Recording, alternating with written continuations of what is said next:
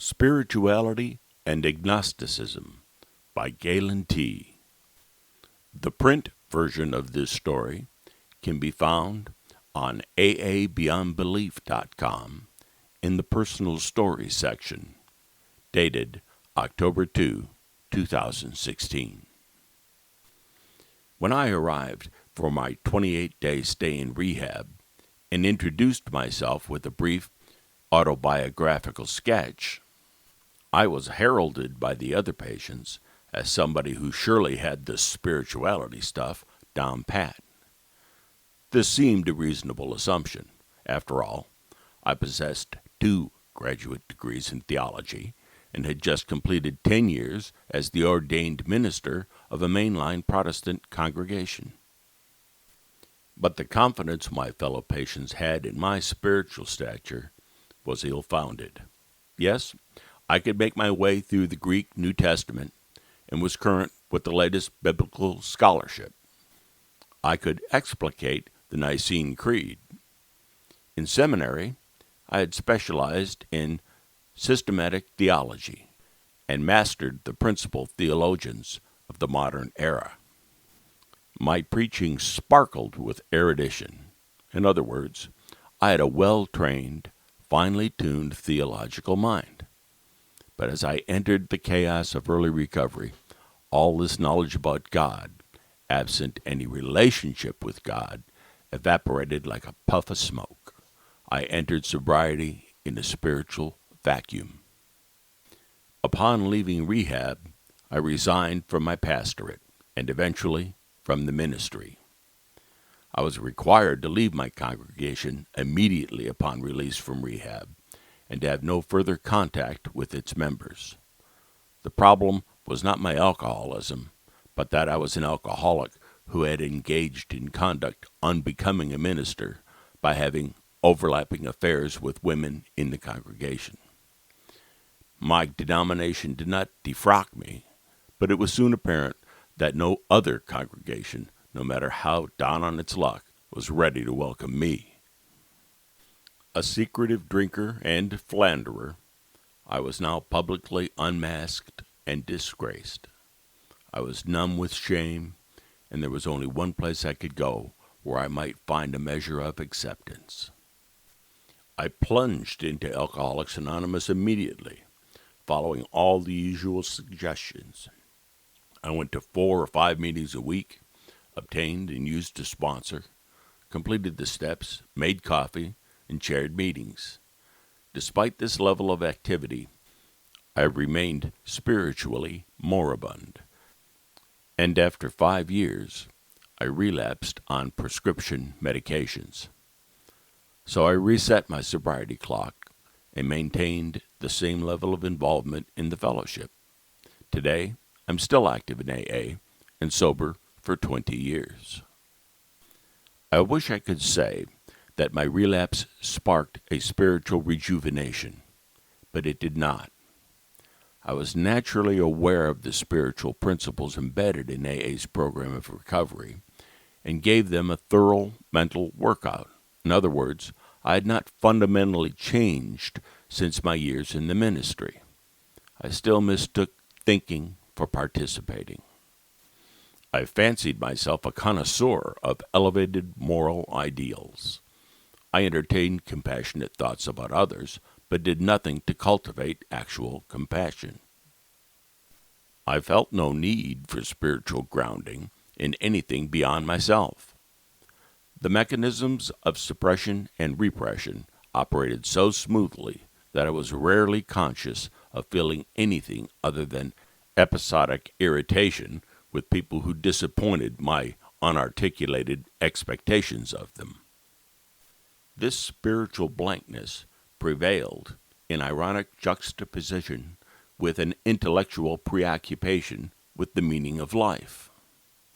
This paralytic posture survived hundreds of meetings, multiple encounters with the 12 steps, and the kind of observations of friends that, nice guy though I might be, I was blocked.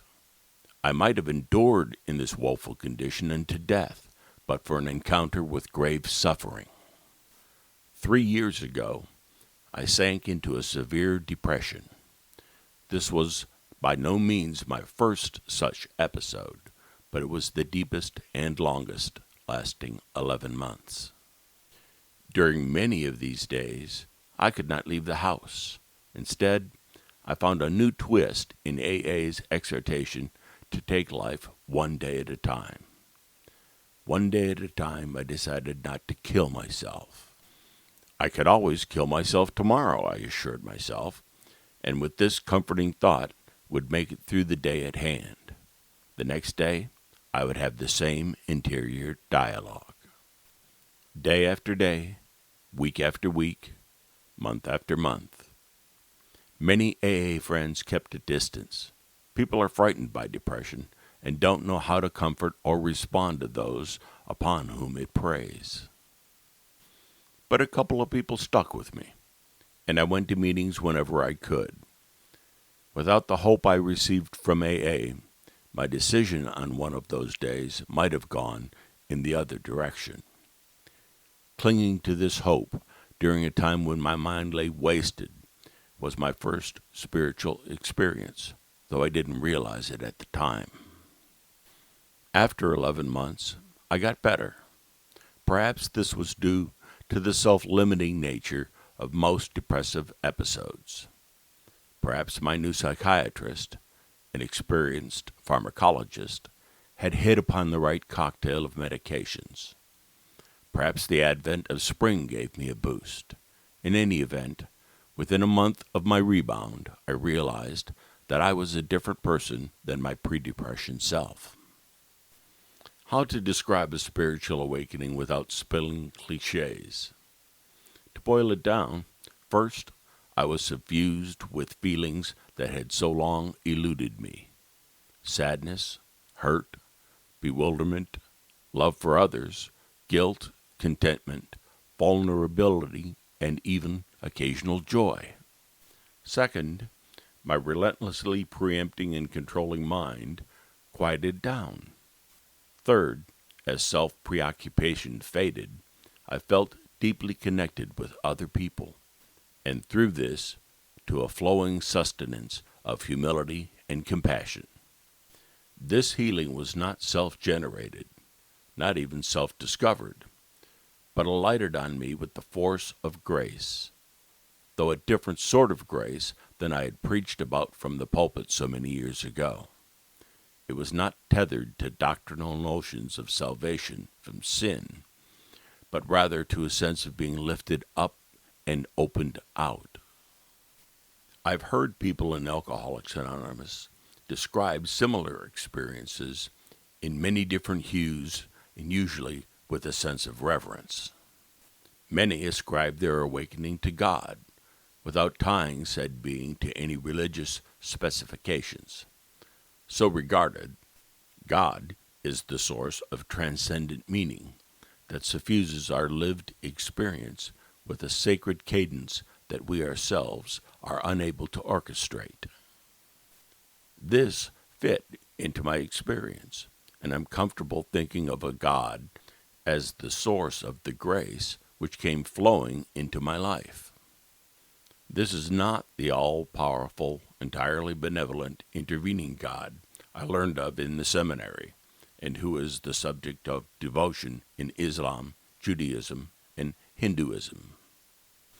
None of the usual solutions or atypical resolutions of the problem work, and this rules out the existence of a personal God, at least for me. So now, to use the fashionable lingo, I self-identify as a spiritual agnostic. When I occasionally mention this at meetings, I am met with both chuckles and expressions of quizzical skepticism. I don't elaborate during meetings, but when asked, am pleased to expostulate on this apparent misnomer. I view agnosticism as a position of epistemological humility, the belief that it is intrinsically impossible for humans to know whether or not God exists. Human certitude is confined to the realm of the empirically discernible. God, by definition, lies outside this sphere and therefore cannot be known as an entity within the confines of space and time. Hence, any human perception of God is either speculative or grounded in faith. Religious faith, per se, is based on distinctive revelations that delineate a divine being who intervenes in human affairs with particular purposes that require devotional fealty. Spiritual faith, or belief, by contrast, is an openness to transcendent sacredness that imbues human experience without requiring the causality of a divine entity. The origins of spiritual truth may lie in God, or in an extra-phenomenal vibration of energy, or in a higher collective human consciousness. Or the source may be a mystery. I'm content with mystery, though for semantic and communicative purposes may use the term God. I think that most people in AA find themselves somewhere in this spiritual landscape. I don't know what caused my spiritual deliverance. Did my depression burn a knot of ego out of me? Or was the cessation of pain so sweet that it opened portals to new vistas? The proximity of depression and spiritual awakening suggests a connection. Bill Wilson wrote many times that pain is the touchstone of spiritual deliverance, and that this is given testimonial proof day after day in AA meetings and gatherings around the world. Well, what does all this have to do with the present and future of Alcoholics Anonymous? Tradition 5 tells us our primary purpose is to carry the message to the alcoholic who still suffers. In fulfilling this mission, experience has taught us we, at the same time, maintain and cultivate our own sobriety. Furthermore, as Tradition 11 reminds us, we carry out our mission through attraction rather than promotion. AA is not going to hawk its wares on highway billboards or TV infomercials, but rather invite the interested through personal encounters in the exchange of stories. Thus, every AA group needs to welcome newcomers with an open embrace and erect a minimum of barriers between them and the fellowship. Over the past couple of decades, 2 issues have threatened to soil AA's welcome mat. First, what about drugs other than alcohol? This was once a source of heated controversy. Bill Wilson cautioned that AA's focus need to remain on alcohol alone, but this admonition has been overrun by sheer volume. In most parts of the world, the number of pure alcoholics coming into the program has shrunk to a tiny percentage. Most newcomers have been multiple drug users.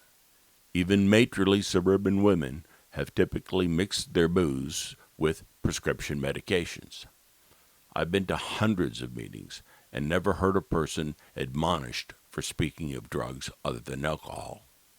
We seem to have adjusted to polydrug addiction, flying under the banner of a drug is a drug. Second, and more germane to our present concerns, many of the young people flowing into our rooms bring an indifference, even hostility, to the concept of God. They did not come of age in the predominant Christian culture of their parents and grandparents. When they are told that they need to believe in God to get sober, they're startled and ready to bolt. We certainly do not need to stop speaking about God in and out of our meetings. Many people in AA speak of a spiritual experience that they loosely attribute to God, for the lack of a better designation. But at the same time, we should eschew dogmatic religiosity and any suggestion of affiliation with specific religious institutions. Pain is our common denominator. This and the opening up of our pain to spiritual remedy. Religious faith is one species of spiritual remedy, but not the only one, and far from the most common one in the fellowship. An AA group I regularly attended recently met after the regular meeting to discuss whether we wanted to keep saying the Lord's Prayer at the end of the hour. The alternative was to use the more neutral Serenity Prayer or the responsibility statement. Strong opinions were expressed on both sides of the issue. Traditionalists argued in favor of, tradition. One person maintained that AA was based on Christian principles, which, as our literature attests, has some truth to it. These principles, however, are not embodied exclusively in Christian doctrine and practice. Those adopting the opposite view, myself included, pointed out the peculiarity of using an explicitly Christian prayer in an organization that disavows any religious affiliation. We made the key point that the Lord's Prayer is off-putting to many newcomers who increasingly these days come from non-religious backgrounds and are alienated by a collective recitation of a prayer embedded in the Christian religion. Several at the meeting knew of first-time visitors qualified for AA membership, but put off by the sectarian prayer. They were not mollified by the circled hand-holding, which only imbued the proceedings with a cultish tinge. There's only one, albeit now broadened, requirement for membership in AA, and remaining faithful to this primary purpose is a key to our future relevance and vitality. After spirited discussion, the group voted overwhelmingly in favor of replacing the Lord's Prayer with the responsibility statement.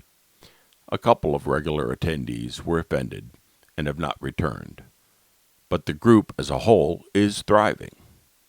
From my neck of the woods, in the northeastern part of the country, this vote is consonant with the trend in many meetings away from using the Lord's Prayer.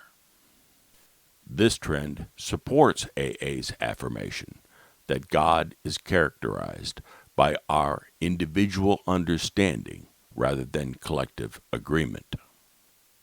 Here, I hope, lies the future of AA, broad-mindedly open to an amalgam of spiritualities that may or may not rely on a belief in the gods of religion and are open to the multiple manifestations of the sacred.